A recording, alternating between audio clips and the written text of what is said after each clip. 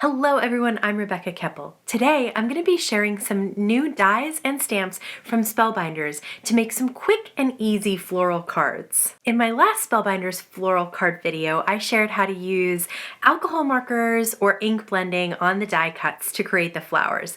This time I have a few other ways to create floral cards that are also quick and easy. So let's dive right into the card making and I'll share the new products along the way. For this first technique, we're going to use some colorful cardstock and a white gel pen. This first new die set is called the Gladiolus and Berry Picking Basket. This is from Susan's Garden Collection. As you can remember from my last video, they do put the number of times you need to die cut each of these dies right on the die itself, which makes it very easy. If you want super hyper realistic, I am going to link to Spellbinders' YouTube channel down in the YouTube description box below the video. Susan does these amazingly beautiful, artistic, and realistic flowers using her dies. For me, I like quick and easy, and I want to pick my color combination. So I picked these colors from the Spellbinders Cardstock Sampler, and I'm going to be using the Pentel Milky Pop Gel Pen. For those of you who haven't seen my white gel pen video, I'll link to that down below as well. This is my favorite white gel pen. It really just performs very well for me all the time. So this basket die has a bunch of embossed details with the die cut. I'm not going over every single detail. I am doing a little bit at the sides, the top, and the bottom, and then putting some white dots here and there throughout. Those tiny little white gel pen details add just amazing interest to a plain, colorful cardstock die cut. I'm also adding swipes of lines from the center of the petals out towards the outside. You can see how easy this is. This is nothing very artistic at all. It's just some lines. But it really adds something to the flowers if you're not going to go about creating the hyper realism that you can create with them. You can definitely add these fun details with some white gel pen on top of the cardstock. These little buds are so smart. You fold them in half and then adhere them down to the stems. So I'm folding them in half and then I'm adding just some little lines on one side because the other side will be glued down. And for the leaves, again, just some long swipes of the white gel pen just adds a little something extra. Now you could do this with pencils like I did in the last video. You could add some Copic or alcohol marker on top of color cardstock to add the details. This is something I haven't done yet and I thought it would be fun to try. You could also use a white pencil here instead of a white gel pen if that's what you have available to you. Okay, so for the basket, I'm just going to place 3 foam squares on the bottom of it to pop it up. I want plenty of room at the top because I'm actually going to insert the stems and flowers into the basket opening. I did put half a piece of foam tape behind the handle because I was afraid it was going to get smushed down. As I mentioned with these little buds, once you fold them in half, you adhere the bottom to the stem and they really do look like little buds about to open. The absolute beauty of these dies is just how realistic they can be. So if you're creating something more whimsical like this, you still get some of that realism just because of the beauty of the dies and how they're designed. So these flowers layer very easily. It's just 2 layers. I'm putting a little bit of foam tape in between the 2 layers to add a touch of dimension and some more interest here. Now to put my basket together, I'm going to put some liquid glue behind the stem and just stick it in the basket. I'm not gonna hold it down. I put enough liquid glue that I think it will just stick eventually. I'm just not gonna fuss with it too much. For the other stem, I'm gonna have it kind of askew towards the side. So I'm doing the same exact thing. Some liquid glue at the bottom and then just put it in the basket and let it do its thing. And for the flowers, I am putting a half of a piece of foam square behind them to pop them up even more. So even though we're not doing all the curling and rolling that you can do, and Susan will show you how, we are adding dimension. and I just think it's such a happy card because of the colors. So if you want to choose your own colors and you're not necessarily going for realism, this is a fun way to add some detail and some interest to those flowers. Instead of using the stamen, I did put some enamel dots in between since I'm going for more that whimsical look. I also used the Just a Note sentiments and tag die to stamp a sentiment and then die cut it out with the tag die. And now I am inserting the loop of a piece of twine that I've doubled over into the little tag hole and then cutting it off. The reason that I use a doubled up piece is because I like those extra strings hanging off the side. I put one piece of foam tape behind it and I'm gonna have it look like it's tied around the basket and then the tag is coming down from there and it says sending you hugs. This sentiment stamp set is really beautiful as well, and I'll use it more in this video. In my last floral card video, I did some ink blending on white die cuts. This time, we're gonna make it even quicker, and we're just gonna ink the edges. Now, this die set is called the Cactus, Dahlia, and Ornamental Garden. And again, they have the number of times you need to cut out everything on the dies. Love that. This is also from Susan's Garden collection, so it is another one that you can make very dimensional and beautifully realistic. But for me, again, we're going quick and easy. Instead of ink blending the whole die cut this time, I'm going to do some inking on the edges. Now, you could do this with colorful cardstock. I had a vision of this one with blueprint sketch and white and yellow. I love that color combination. It's so fresh and pretty, and a lot of the fall and holiday colors start to get dark to me. So every once in a while I break out and do something wildly colorful like this during the holidays to give myself a break from the traditional colors of red and green and the dark fall colors.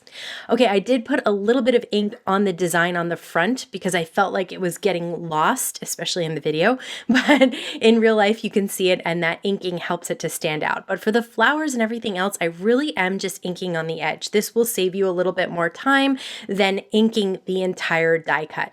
Now, if you do decide to ink the entire die cut, you can add multiple colors, you can have color gradient. This is a totally different look. For me, I wanted the white to show through in a lot of different places because that was the color combination I was going for.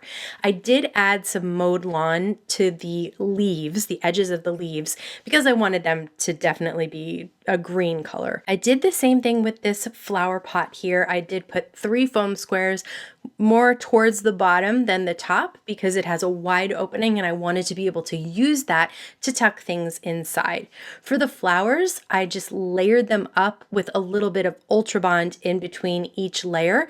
There are so many of them that I didn't feel like you needed the foam tape as much with these flowers. You get tons of dimension just from all those layers. And if you just do each layer a little bit askew from the last, you'll get a really detailed layered flower. Again, I'm going to pop them up themselves once they're dry on a little piece of foam tape. Because of all those layers, you can hide a whole foam square back there. And I did find this little guy just kind of hiding on the side, so I did add him as well. There were some stems, and you can put like one flower on a stem. I just decided to stick that in there. I thought it was pretty to have a little bit of the green hinting in the middle, as well as I'm going to tuck the leaves on the inside. So I did just put a little bit of tape runner or liquid glue on the edge of the leaf and then just stuck it in there. I really liked the enamel dots on the last one, so I'm putting some yellow enamel dots on the inside of these, and it's just with the extra white in the center. I love the brightness of this. This is the Just a Note Sentiments stamp set and tag die. So this is the set I was talking about before.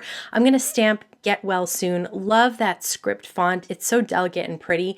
And then I'm going to cut it out with the die, which then turns your sentiment into a tag and makes it really easy to add to your card. This time I decided to tie a little bow with another color of baker's twine. And again, I am going to use one piece of foam tape. I don't want it fully popped up. I want to make it look like it's hanging there. So I just use one and then I angle the tag on the flower pot to to make it look like it is tied around the pot itself. Again, just love the white with the different colors that I chose for this card, and the edging is so easy and quick to do. Another way to make quick and easy floral cards is to use stamp layering, and Spellbinders has a really sweet new set where you can use that technique. This is the Lyrical Layered Floral Stamp Set and dies from Spellbinders. You can see it's a very simple layering set. Yes, there are several steps. They're very easy to line up and put together. So the first layer is actually a bunch of the leaves and kind of stems. I'm using apple ink from the stamp market. And then the second layer adds the veins and details to the leaves and a little swirly on the edge there. So I'm using a slightly darker green here to add those details. The next layer is the first layer of the flowers and the buds. So I am going to use fresh pink for that layer. The last layer here is the details on the flower and the details on the buds. Again, just very easy to line up. Nothing is super complicated here at all. And you all know I struggle with complicated layers. There's also an individual flower, so I'm going to stamp that in the same exact colors that I stamped the bottom flower arrangement in. And there are two individual leaves. Going to do the same thing. First layer in apple and the second layer in cactus ink. Then there are dies that cut all of this out as well. There's also a die for that happy birthday, so I did stamp that in black ink, and then I'm going to hold those dies in place with purple tape and then cut them all out. I did cut out one of the Nestabilities label dies, and I cut it out of white cardstock and white fun foam. This way I can pop up that entire label and add some dimension to the center of the card where I'm going to put everything. I am using tape runner here. I'm applying the tape runner to the paper, not the foam. I find that you can definitely use tape runner as long as you apply it to the paper and not try to apply it to the foam. Okay, for the arrangement, I'm going to put the sentiment with tape runner in the center of that label. I'm going to pop up my floral arrangement kind of at the bottom of the label, and then I am going to pop up the flower on the top left-hand corner, and then right here I lose that little leaf. And I noticed when I was editing the video that it stuck to my own finger. So there I just found it. Okay, that was totally ridiculous. I literally had no idea where it went. But anyways, I'm going to take the tape runner and I'm going to adhere those leaves right on the sides of the flower. This is such a sweet little floral set and it comes together so quickly. For this one, I'm actually going to do a one layer card. So I stamped the bottom layer of the leaves in citrine ink this time because I'm going for a different color combination. And for each layer, I'm flipping my A2 around so that I stamp it once on the bottom and then once on the top. And I wasn't sure how it was going to go. I thought I was going to actually die cut these out. This time I'm using salmon ink for the first layer of the flowers, and then I'm going to use papaya for the second. But you can see every single time I stamp one, I flip the card around and then stamp the other so that I get two done in a matter of seconds. This is really great if you're trying to mass produce this kind of a card. You can absolutely do it with layering stamps. There are not that many layers here and they come out so pretty so quickly. So as I was working through this card, I thought, oh, I'll definitely just cut them out and then pop them up.